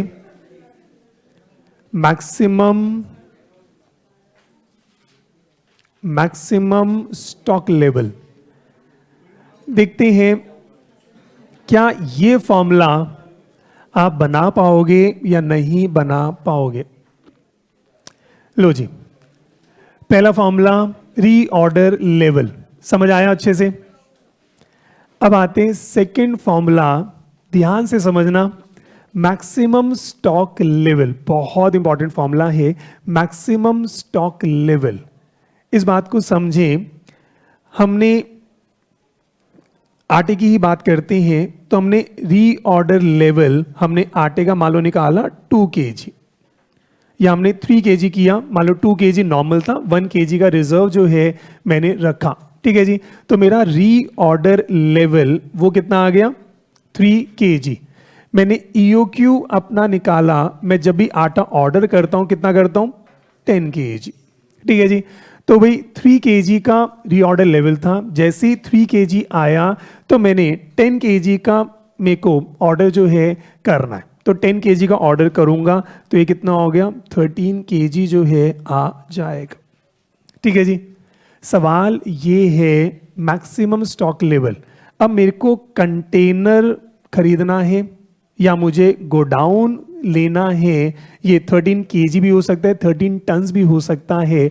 सवाल ये है कि मुझे मैक्सिमम स्टॉक लेवल मेरा क्या 13 kg टच होगा कि नहीं होगा। अगर आप कहते हो 13 kg मेरा आता है तो मुझे 13 kg का कंटेनर जो है लेना चाहिए। अगर आप कहते हो नहीं सर 13 से एक्स्ट्रा भी होगा तो मे बी मुझे 14-15 kg का कंटेनर लेना चाहिए।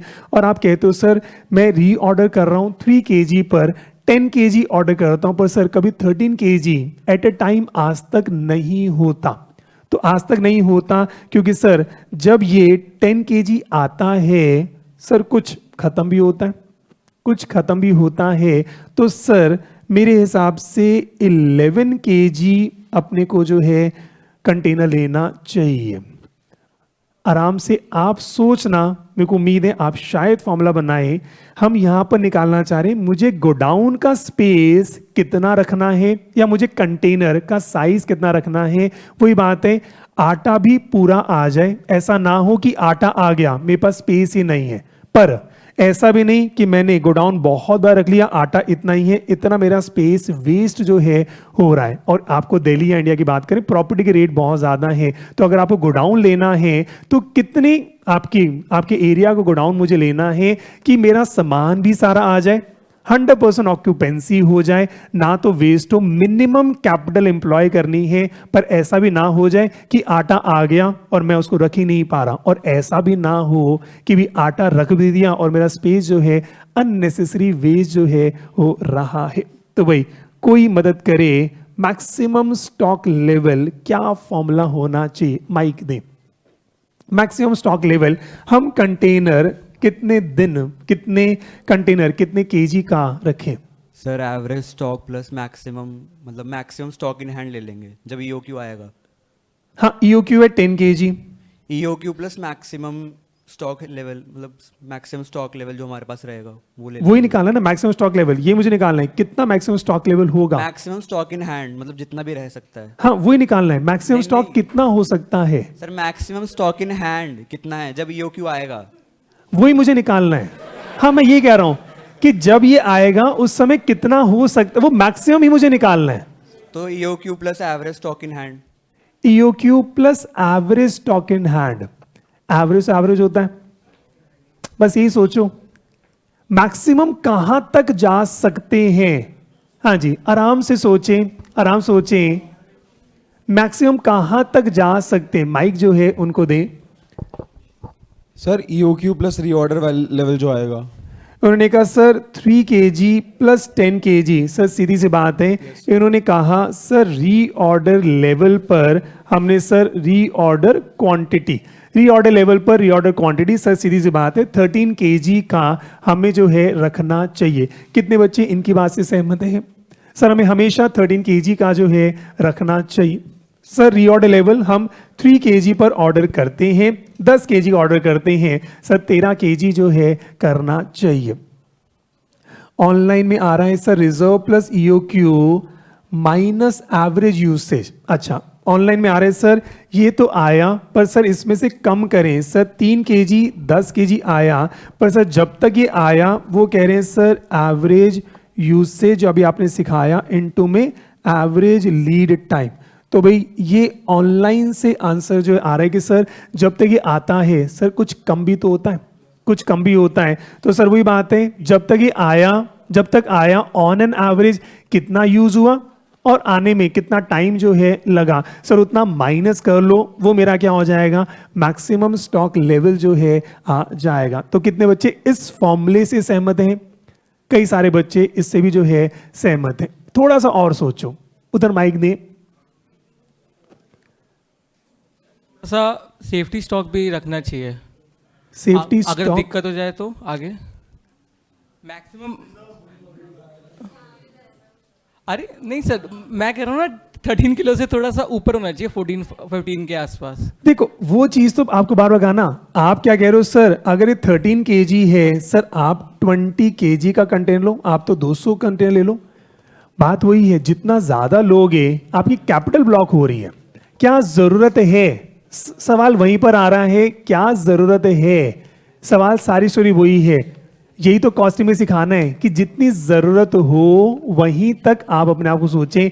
आप अगर एक्स्ट्रा लेते हैं ऑब्वियसली आप कैपिटल ब्लॉक करें, आप रेंट ज्यादा दे रहे हैं, भाई सीधी सी बात है, आपको रेंट का पता हो भाई 1 bedroom 2 bedroom 3 bedroom 4 bedroom villa सबका रेंट अलग चलता है। अब आप कहो सर मेरे को तो एक्स्ट्रा जो लेकर चलना है उतना किराया भी एक्स्ट्रा होगा, ठीक है। तो भाई हाँ जी, हाँ जी, हाँ तो भाई एक बात समझ आई, इस बात को ध्यान से चेक करो, ध्यान से समझें। तो सर देखो 3 kg का आटा हम इस पे ऑर्डर करते हैं रीऑर्डर लेवल, और सर जब ऑर्डर करते हैं कितना करते हैं, 10 kg ऑर्डर करते हैं। तो सर 13 kg ये मेरा तो हुआ, आइडियली इतना मुझे कंटेनर लेना चाहिए। हमारी कॉस्टिंग क्या कहती है कि भी इतना कंटेनर तो ठीक है, पर जब ये 10 kg आता है इसमें अगर आप यूज भी कर रहे हो तो जरूरत क्या है। अगर आप कह रहे हो 2 kg मेरा यूज होता है और आपने कहा 2 kg हमेशा मेरा यूज हो रहा है, तो भी आप फिर 13 kg का कंटेनर क्यों खरीद रहे हो, आप 11 kg का खरीदो ना। आपने 3 kg का आपने जो है ऑर्डर कर रहे हो, जब ये आया तब तक 3 kg कितना बन गया 1 kg, आपने 10 kg ऑर्डर करा, तो जब 11 kg कंटेनर में आपका काम चल रहा है तो आप 13 kg खरीद क्यों रहे हो भाई 2 kg। और एट द एंड फिर बात वही है, 2 kg आपने कहा बफर, उसकी कितनी कॉस्ट पड़ रही है।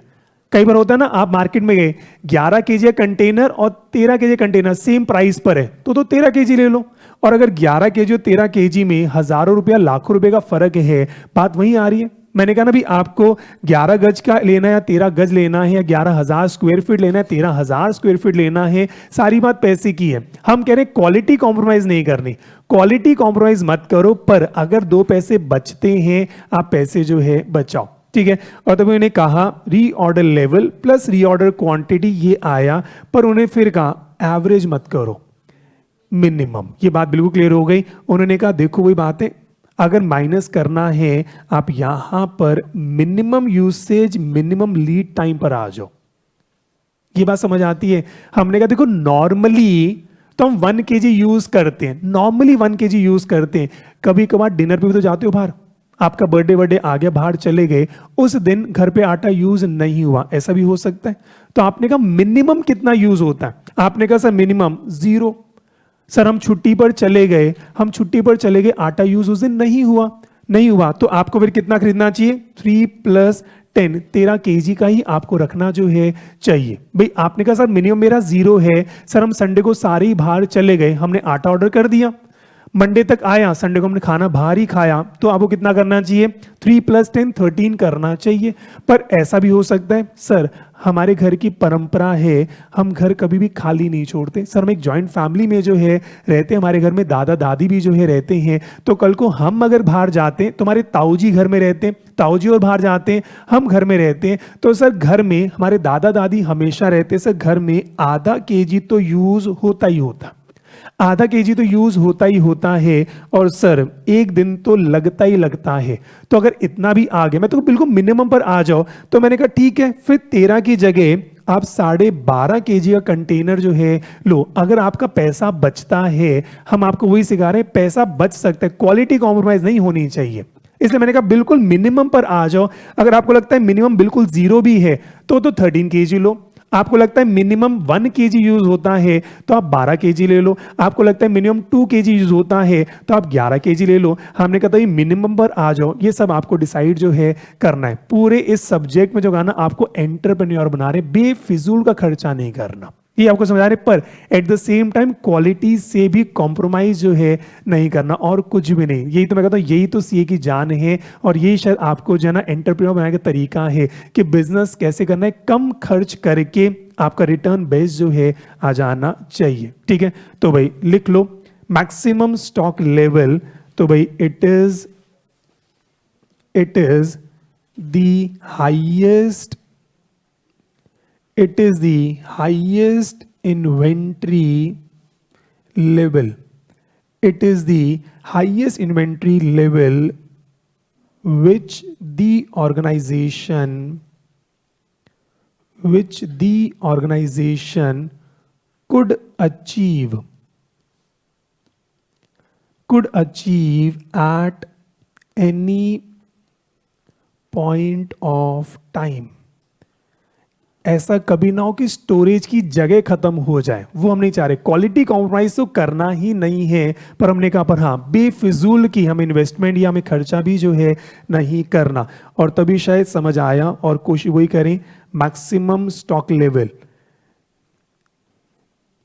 मेरी कोशिश यही है, फॉर्मूले कैसे बनते हैं वो आपको अगर समझ आ गया, फॉर्मूले सारे आपको याद होंगे ही होंगे। फॉर्मूला क्या है, हम ऑर्डर करते कब हैं, रीऑर्डर लेवल पर। हम ऑर्डर करते कब है, रीऑर्डर लेवल 3 kg पर ऑर्डर करते हैं। ऑर्डर करते कितना है, रीऑर्डर क्वांटिटी। भाई एक क्वांटिटी हम ऑर्डर जो है करते हैं, और जब तक ये सामान आता है मैं सोच रहा हूं मैक्सिमम कहां तक जा सकते हैं, इसका मतलब मिनिमम कितना यूज होगा। तो मैंने कहा मिनिमम यूसेज इनटू में मिनिमम लीड टाइम। क्या ये बात अच्छे से क्लियर है? तो भाई एक बार चेक करो, 2 फॉर्मूले सीखे, एक बार याद कर लेते हैं। और मैंने कहा फॉर्मूले ऐसे याद नहीं होंगे, सिर्फ सोच पकड़ना। पहला तो रीऑर्डर लेवल, हमें ऑर्डर कब करना चाहिए, कभी भी स्टॉक आउट ना हो। माइंड में क्लियर है, ऑर्डर तब करें कभी स्टॉक आउट ना हो। तो हमने क्या किया, नॉर्मल सिचुएशन और एबनॉर्मल सिचुएशन दोनों को लेना है। तो फर्स्ट ऑप्शन क्या है, normal situation, average usage into average lead time. ये मेरी नॉर्मल सिचुएशन, प्लस एक बफर स्टॉक बना लो, मिनिमम स्टॉक बना लो, मेरा काम जो है हो गया। 1 kg 2 दिन लगते हैं, 2 kg वो, और मैंने 1 kg का रिजर्व बनाया 3 kg पर रीऑर्डर लेवल। ये फर्स्ट ऑप्शन। सेकंड ऑप्शन क्या है, बिल्कुल एक्सट्रीम चले जाओ, maximum usage into maximum lead time. आप कभी भी स्टॉक आउट नहीं होगे, पर हाँ पर्सनली आपकी कॉस्ट इस पे ज्यादा जो है लगती है। अब ये आपको डिसाइड करना है कि आपके लिए क्वालिटी किस लेवल तक जाना है, आप रिस्क बिल्कुल लेना नहीं चाहते वो। सेकंड आ जाए maximum stock level. Maximum stock level का फॉर्मूला क्या होगा, हमें कंटेनर कितना चाहिए, मैक्सिमम कहां तक जा सकते हैं। ऑर्डर कब करेंगे, रीऑर्डर लेवल कितना करेंगे, रीऑर्डर क्वांटिटी, पर जब तक ये सामान आएगा ये लेवल कितना कम हो सकता है, मिनिमम टू मिनिमम, तो minimum usage into minimum lead time आप जो है कर सकते हो। कंफर्टेबल है? लो जी, थोड़ा सा और आगे जो है बढ़ते हैं और नेक्स्ट देख लो। हाँ, बस खत्म होता हुआ minimum stock level, minimum stock या सेफ्टी लेवल, मिनिमम स्टॉक या सेफ्टी लेवल, ये तो फॉर्मूला आपको आता है, ये सिर्फ फॉर्मेलिटी लिखवाने की, तो लिख लें it is that level, it is that level which is generally, it is that level which is generally maintained, which is generally maintained at all time in stock। Minimum एक सेफ्टी लेवल, हमेशा इतना तो stock जो है हम रखते हैं all time in stock, so that there is no stoppage, there is no stoppage of production, there is no stoppage of production due to non-availability of raw material, non-availability of raw material। तो भैया minimum कितना stock level या safety level कितना जो है रखते हैं, तो भाई ये फॉर्मूला तो मैं आपको ऊपर ही दिखाता हूँ, मेरे को नया फॉर्मूला नहीं सिखा रहा, इसी फॉर्मूले की बात कर रहे हैं। तो भाई ध्यान से चेक करो, ये फॉर्मूला अगर मैं आपसे पूछूं रीऑर्डर लेवल का, अगर ये फॉर्मूला है तो क्या आप मुझे मिनिमम स्टॉक लेवल का फॉर्मूला बता सकते हो? रीऑर्डर लेवल माइनस एवरेज से एवरेज लीड टाइम, खत्म। लो जी लिख लो। तो मैंने कहा इसलिए ये कोई फॉर्मूला नहीं है, तो हमने कहा भाई सेफ्टी स्टॉक, सेफ्टी या मिनिमम स्टॉक लेवल। हमने कहा भाई नॉर्मली हम ऑर्डर कब करते हैं? रीऑर्डर लेवल पर ऑर्डर करते हैं। जब भी रीऑर्डर लेवल आया तब हम ऑर्डर करते हैं और उसके बाद माइनस एवरेज यूसेज इनटू में एवरेज लीड टाइम। और जब वो नया सामान आ रहा होता है तब तक नॉर्मली इतना माइनस होता है, तो जो बच गया वो नॉर्मली हमारा मिनिमम स्टॉक लेवल जो है नॉर्मली, तभी शब्द क्या है? नॉर्मली इतना हमारे पास हमेशा, मतलब इतनी कैपिटल तो मैं ब्लॉक करके ही रखता हूं, ये मेरी परमानेंट कैपिटल ब्लॉक जो है होती है। हम रीऑर्डर लेवल पर ऑर्डर करते हैं, जब तक सामान आता है कुछ सामान कंज्यूम होता है, तो नॉर्मली इतनी तो मेरी कैपिटल ब्लॉक हमेशा जो है, ये मेरी कैपिटल ब्लॉक हमेशा जो है रह जाती है। ठीक है जी। उसके बाद दो फॉर्मूले बस और सीखने हैं। सेकेंड लास्ट फॉर्मूला सिंपल सा है, एवरेज स्टॉक लेवल, ये तो आप ही को पता होगा। एवरेज स्टॉक लेवल फॉर्मूला क्या लिखूं? Minimum plus maximum divided by 2। तो भाई सिंपल सा है, minimum stock level plus maximum stock level divided by 2। तो भी ऑन एन एवरेज हमारे पास कितना स्टॉक रहता है? Minimum plus maximum divide by 2। Comfortable है? लो जी। और आज का लास्ट फॉर्मूला, ये मेरा बड़ा फेवरेट फॉर्मूला है, डेंजर लेवल।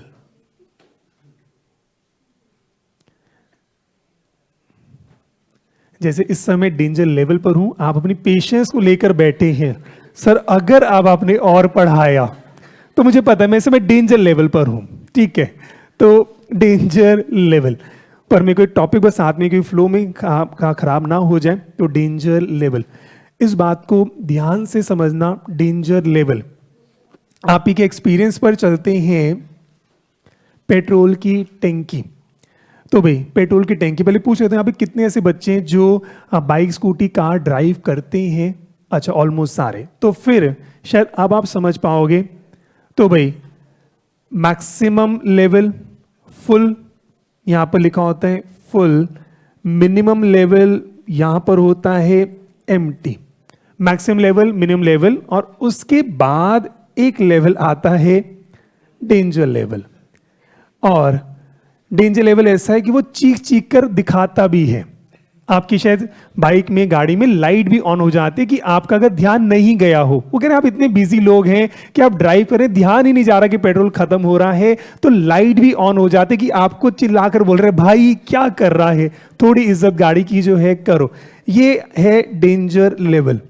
अब मुझे ध्यान से बताओ ये लाइट कब ऑन होती है? मेरे को ये लेवल निकालना है, डेंजर लेवल कब होता है, डेंजर लेवल कब आता है, या डेंजर लेवल का आप कितना ड्राइव कर सकते हो, ये लेवल कहां कितना होता है? हाँ भाई रिजर्व आ गया, रिजर्व का भी क्या लेवल होता है? ये रिजर्व का लेवल क्या होता है? ये कितना डेंजर लेवल पे कितना ड्राइव कर सकते हो? क्या उतना ड्राइव कर सकते हो कि सीधा बस आप पेट्रोल पंप ही जा सको? क्या ये उतना होता है? डेंजर लेवल, डेंजर लेवल क्या होता है?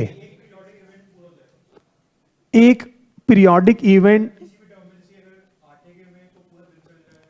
एक दिन पूरा जो है चल जाएगा, ठीक है। और बताएं डेंजर लेवल, डेंजर लेवल कितना होना चाहिए? आटे की बात करें तो डेंजर लेवल कब आता है कि भी खाना बीच में खाते खाते खत्म हो जाए, या आपका जैसी लाइट ऑन हुई उस समय, ध्यान सोच के बताना, लाइट जब ऑन हुई उसी समय क्या ये सिग्नल होता है सारे काम छोड़कर अभी पेट्रोल भरवाना है? आटे में डेंजर ये कि अब खाना पीना छोड़कर पहले आटा लाना है, या भी मार्जिन आपको देते हैं? मार्जिन होता है, इस बात को समझना है, मार्जिन होता है। पर मार्जिन कितना होता है? बहुत होता है? नहीं, मार्जिन दे रहे हैं, वो शो ने कहा भी एक दिन अभी भी चल जाएगा, एक दिन अभी भी चल जाएगा, इससे ज्यादा नहीं चलेगा। और तभी फॉर्मूला क्या है यहां पे कह रहे हैं ठीक है एक दिन आप नॉर्मल यूसेज अभी भी करना चाहो कर लो, पर इससे ज्यादा नहीं। अगर एक बात करें, जितना पता है गाड़ी में जब भी डेंजर लेवल है इतना है कि मैं नोएडा या गुड़गांव तक भी जा सकता हूं भी, अगर मेरा ऑफिस है वो इतना रखते हैं कि देखो वैसे तो आप 15 दिन अप डाउन कर सकते हैं, पर ये लेवल ऐसा है कि देख भाई अभी भी अब डेंजर पर आगे हो, पर मैं ये भी नहीं कह रहा कि सारे काम छोड़ के पहले पेट्रोल पंप जाओ, मैं ये कह रहा हूं कि भी आज जब ऑफिस जाओ बीच में भरवा लेना। ये बात समझ आती है कि भी आज आपके पूरा टाइम दे दिया, भी पूरे दिन में जैसे आटे की बात करें तो हमने कहा ठीक है डेंजर लेवल वो है कि भी ठीक है अभी खाना खा लो, दोपहर तक शाम तक आटा ले आना, नहीं तो रात तक दिक्कत जो है हो जाएगी, गुड़गांव तक जा सकते हो, वापस आने तक दिक्कत जो है हो जाएगी। इतना इसको हम क्या बोलते हैं? डेंजर लेवल जो है बोलते हैं। तो लिख लें, कह रहे हैं it is that level, it is that level at which कह रहे normal issue of material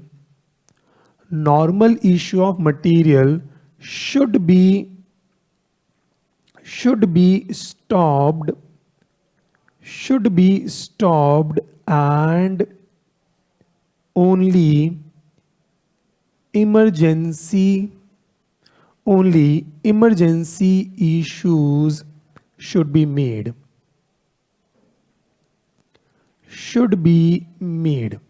Only emergency issues should be made.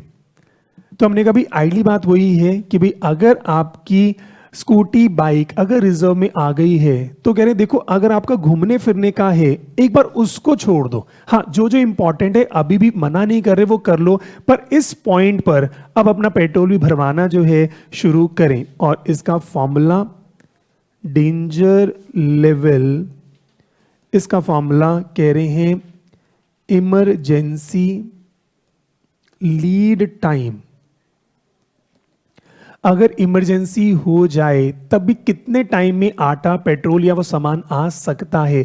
कह रहे नॉर्मली तो एक दिन लगता है। पर सर अगर महंगा भी खरीदना पड़ जाए तो सर हम अगर स्विगी से कहीं से ऑर्डर करते हैं तब भी 2-3 घंटे में आ सकता है।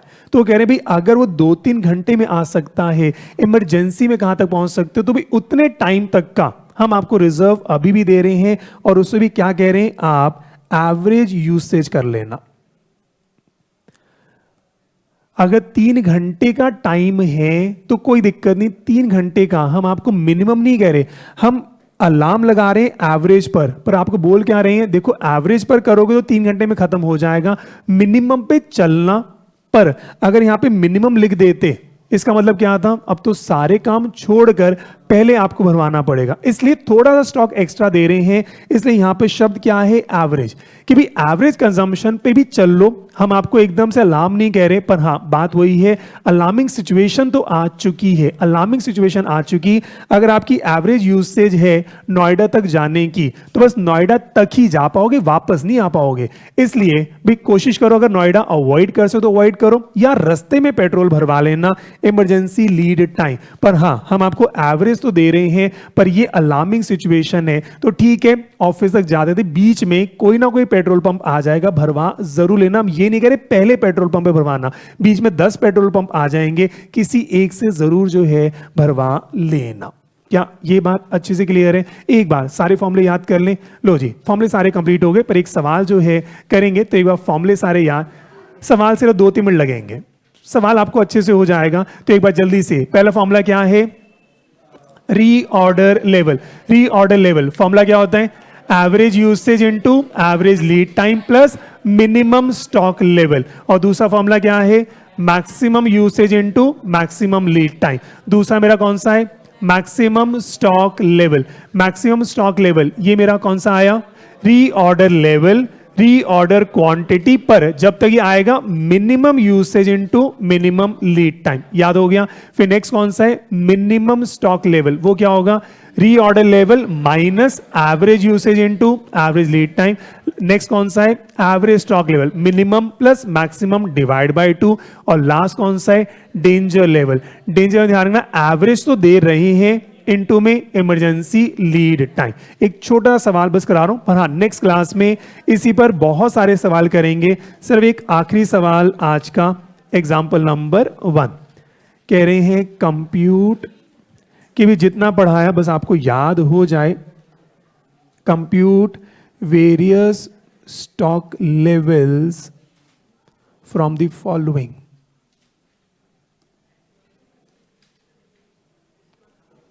Compute various stock level from the following. आपको दे रहे हैं कंजम्पशन और आपको दे रहे हैं लीड टाइम, और सब कुछ मैं आपको दे रहा हूं मिनिमम, एवरेज, मैक्सिमम। क्योंकि पहला सवाल इजी सा, मिनिमम कंजम्पशन है 10,000 kg पर डे, एवरेज है 15,000 kg पर डे, मैक्सिमम है 20,000 kg पर डे, और लीड टाइम आपको दे रहा हूं 2 डेज। मिनिमम 2 दिन लगते हैं, ऑन एन एवरेज 3 दिन लगते हैं, मैक्स टू मैक्स 4 दिन में तो हम सामान लेकर आ जाते। और लास्ट नीचे दिया इमरजेंसी, इमरजेंसी लीड टाइम वो है 1 दिन, और इमरजेंसी हो जाए कैसे भी करके 1 दिन में सामान आते हैं, पर 1 दिन तो लगता ही लगता है। और reorder quantity, reorder quantity 40,000 kg,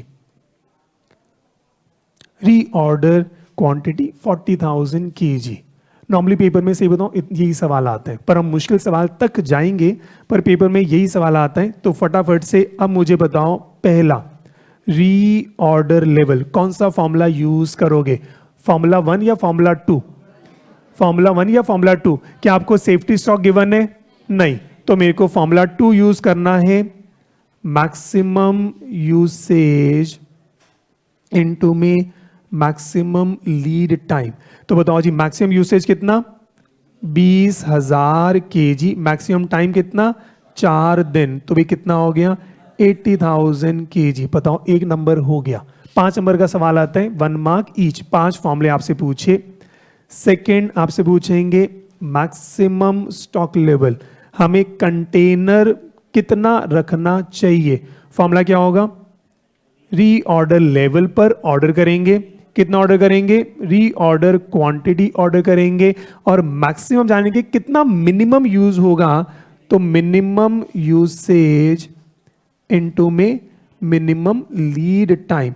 तो हम ऑर्डर कब करते हैं, 80,000 पर ऑर्डर करते कितना है, 40,000। ऑर्डर करते कितना है, 40,000। और जब तक ये सामान आता है मिनिमम कितना यूज करेंगे, 10,000। और मिनिमम कितने दिन लगते हैं सामान आने में, 2 दिन। तो बताओ जी कितना आया, 1,00,000 kg। क्या ये कर सकते हो, एक नंबर इसका जो है पक्का हो गया। 5 मार्क का सवाल आता है, पांचों पूछेंगे।